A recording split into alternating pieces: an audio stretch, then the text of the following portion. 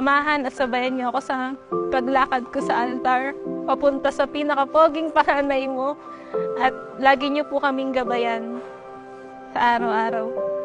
Miss na miss ka na po namin.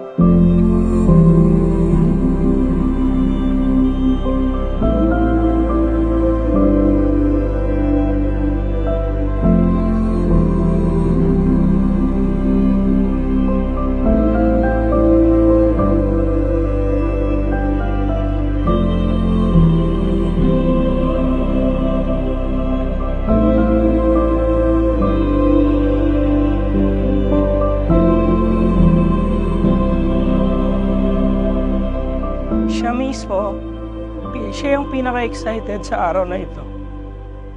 Siya yung nagbabalita sa lahat na ikakasal na ako.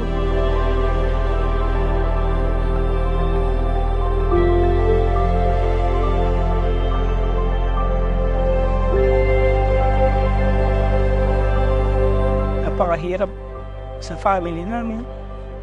Sa akin, na parang bang nawalan kami ng isang paa. Pero kailangan namin ituloy ito kasi alam kong dito siya magiging mas masaya.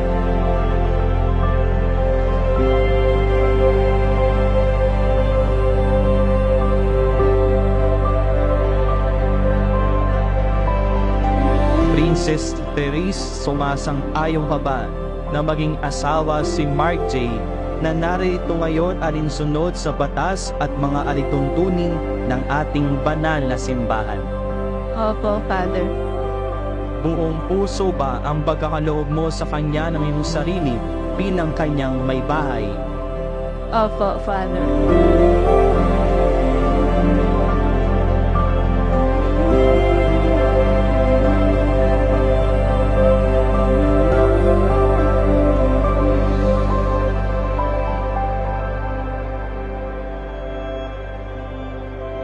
Mark J. at Princess Therese, unfortunately, ang pakakasalan nyo ngayon hindi perpekto.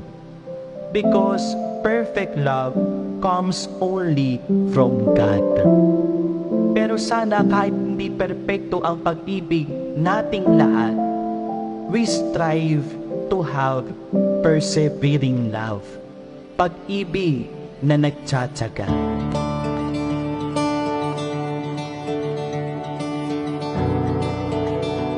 So, sobrang blessed ko lang na nakilala kita, na dumating ka sa buhay ko. Kasi lahat binago mo, lahat ng pagsubok, kinaya natin dalawa. Hey my love, how are you? Did your broken part say I do? Pangako na sa lahat ng pagsubok, ako ang kakampi mo. Pangakong habang buhay, tayong magkasama. Simula ngayon, hanggang sa huli, ikaw at ikaw ang pipiliin ko araw-araw.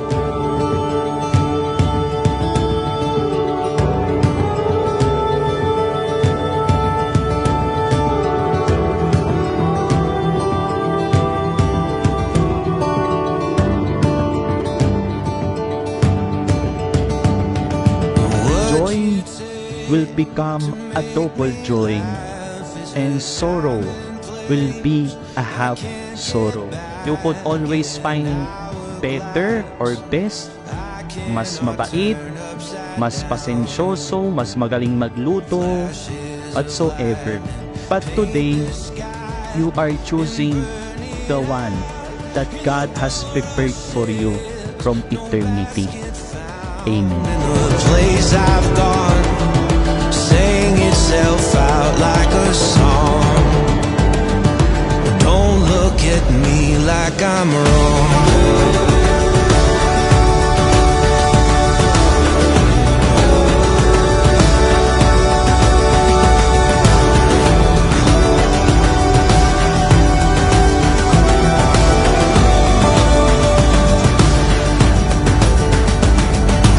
Salamat sa lahat ng sakripisyo na umabot na tayo dito.